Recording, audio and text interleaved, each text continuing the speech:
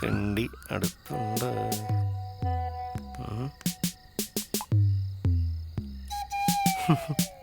Video കോളിൽ പിന്നെ വരാം.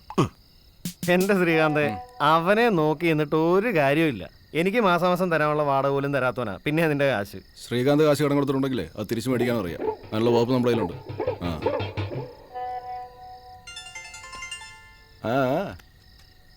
ഒന്നുമില്ല. സൗണ്ട്ലെസ് വണ്ടി, പാതിരാത്രിക്കുള്ള മിസ്ഡ് കോളും, അണ്ണന്റെ ടൈം. ഒന്ന് പോതറിയാന്ന്. ഞാനിതൊന്ന് മറക്കട്ടെ. ഹലോ, മൂപ്പര് ഉറങ്ങിയോ? ആണാ? പുരുഷ യുദ്ധത്തിന് പോയാ? തകിരി, 1 മണിക്കൂർ നിനക്ക് വേണ്ടി ഞാനിവിടെ പോസ്റ്റ് ആയിട്ട്. ശ്രീകാന്ത്, മൊബൈലിൽ വിളിച്ചാൽ സ്വിച്ച് ഓഫ്. കാശ് അവിടെ. എനിക്ക് ചിട്ടി വിളിച്ചൊരു 30,000 രൂപ നാളെ കിട്ടും. ഞാൻ നാളെ തന്നെ കൊണ്ടുവന്ന് തരാം. അതുകൊണ്ട് എന്താവാനാണ്? കൊലത്തും. എടാ, പലിശ മാത്രം 50,000 രൂപയാ. നീ വെറുതെ ഇപ്പൊ പ്രശ്നം ഉണ്ടാക്കണ്ടോന്ന്. ഗിരി, നീ വെറുതെ എന്നോട് ഉടായ്പ കാണിക്കില്ല കേട്ടോ. പറഞ്ഞേക്കാം, എനിക്കെന്റെ കാശ് വേണം. അത് വാങ്ങിക്കാനും എനിക്കറിയാം.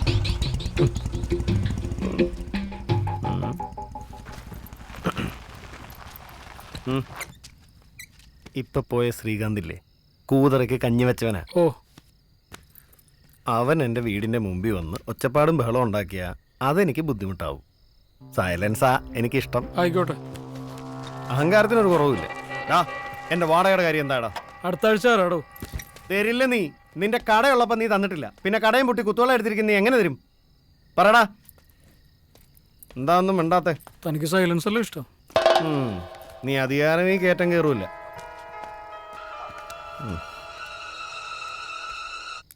എന്താടി? നീ കഴിച്ചിട്ട് കിടന്നു, ഞാൻ വന്നോളാം. ഓക്കെ. ഹലോ. അതെ, കിടക്കല്ലേ, നമുക്ക് ഒരുമിച്ച് കഴിക്കാം. വന്നോളാം.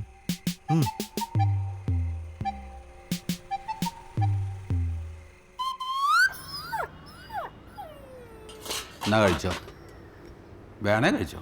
ഇനി തമ്പി സാർ ഒന്നും തന്നില്ല എന്ന് പറയരുത്.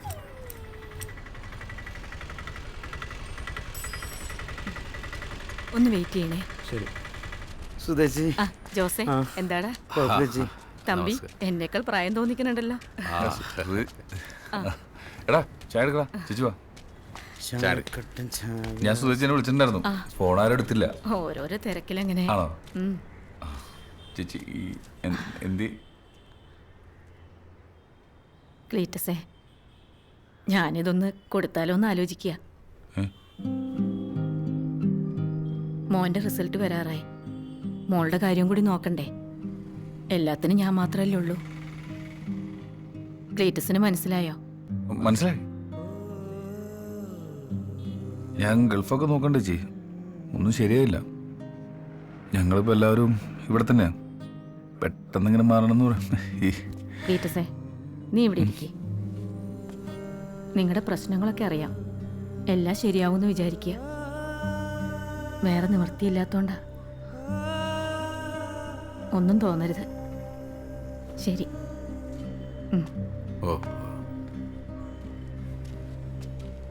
ചേച്ചിക്ക് ചായ ഉണ്ടേ?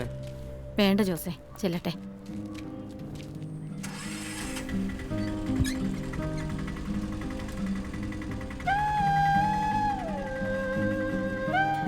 കഴിക്കാനാ നിന്നോട് പറഞ്ഞത്. കഴിക്ക്.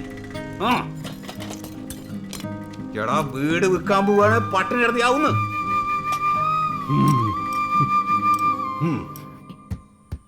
വണ്ടിയുടെ പണിയൊക്കെ നന്നായിട്ടുണ്ട്. കൂടെ വേറെ പണിക്കാരുണ്ടോ? 2 പേരുണ്ട് സാർ, മെയിനായിട്ട്. എന്നാ പിന്നെ വാ, കയറ്, ഞാൻ ഡ്രോപ്പ് ചെയ്യാം. വേണ്ട സാർ, ഞാനേ ഒന്ന് ടൗൺ വരെ പോകണം. ടൗണിലേക്ക് തന്നെ പോവാം. എനിക്കും പോയിട്ട് ആവശ്യമുണ്ട്. ഒരു ഡ്രൈവ് ആവുമല്ലോ. വാ.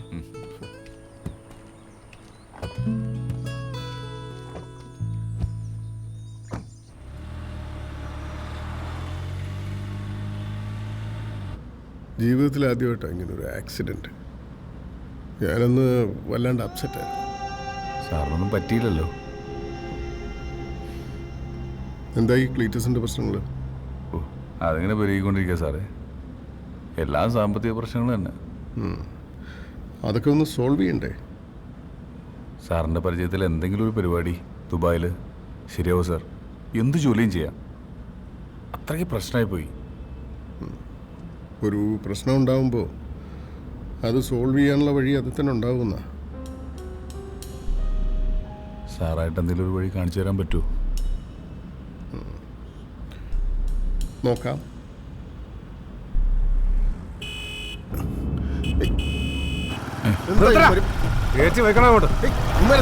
അതെന്നെ ഇഷ്ടമുള്ള ഓരോ സാർ.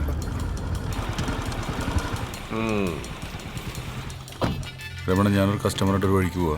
നമുക്ക് പിന്നെ സംസാരിക്കാം. നീ പോ. നിന്നെ അന്വേഷിച്ച് നടക്കലല്ല എന്റെ പണി. നീ ബംഗ്ലാവിൽ കാണൂല, ഫോൺ വിളിച്ചാൽ എടുക്കൂല. അതുകൊണ്ടാണ് നട റോഡിലാക്കാന്ന് വെച്ചത്. നീ പോടാ, നമുക്ക് പിന്നെ സംസാരിക്കാം. നിനക്കിനി ഡയലോഗില്ല. നീ എന്നെ വഴി തടഞ്ഞു നിർത്തിക്കൊണ്ട് നിനക്ക് കാശ് കിട്ടാൻ പോകുന്നുണ്ടോ? നീ തന്ന കാശിന് എത്ര ഇൻട്രസ്റ്റ് വന്നാണ് ഞാൻ? ഇൻട്രസ്റ്റിലടാ എനിക്ക് ഇൻട്രസ്റ്റ്. നിനക്ക് തരാനുള്ള കാശ് ജോസ്മുൻ തന്നില്ലേ? ബാക്കി 25,000 അതപ്പോ തരും. കാശ് കൊടുത്തിട്ട് പോടാ. നിനക്ക് ഞാൻ കാശ് തരാണ്ടോടാ?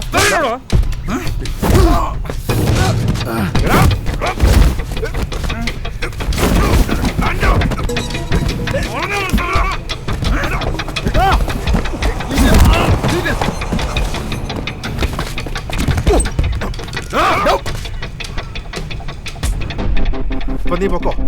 രമണനാരാന്ന് നിന്നെ ഞാൻ മനസ്സിലാക്കി തരാം. സൗരം പോലെ ഞാൻ ഒന്ന് മനസ്സിലാക്കിക്കോളാം. പോടാ, വണ്ടി കയറാ.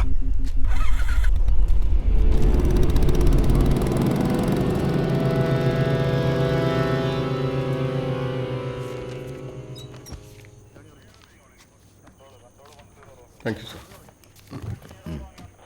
പാടൂ. ആ രമണനാണ് കൊള്ളാലോടൂ. അവൻ കേസ് കൊടുക്കുമെന്ന് വിചാരിച്ചില്ല. സാറിന് ബുദ്ധിമുട്ടായോ? എത്ര ഉണ്ടാവുന്നു കൊടുക്കാൻ? അത് കുറച്ചധികം ഉണ്ട്. ഓ, തീരുമറി നടത്തി പലിശയും മുതലും മുടങ്ങി. എങ്ങനെയെങ്കിലും കുറച്ച് പൈസ ഉണ്ടാക്കണം സാർ. എന്നിട്ട് വേണം മനസ്സമാധാനമായിട്ടൊന്ന് കിടന്നുറങ്ങാൻ. പണം കൊണ്ട് മാത്രം ഉണ്ടാകുന്ന നല്ലടൂ മനസ്സമാധാനം. വാ.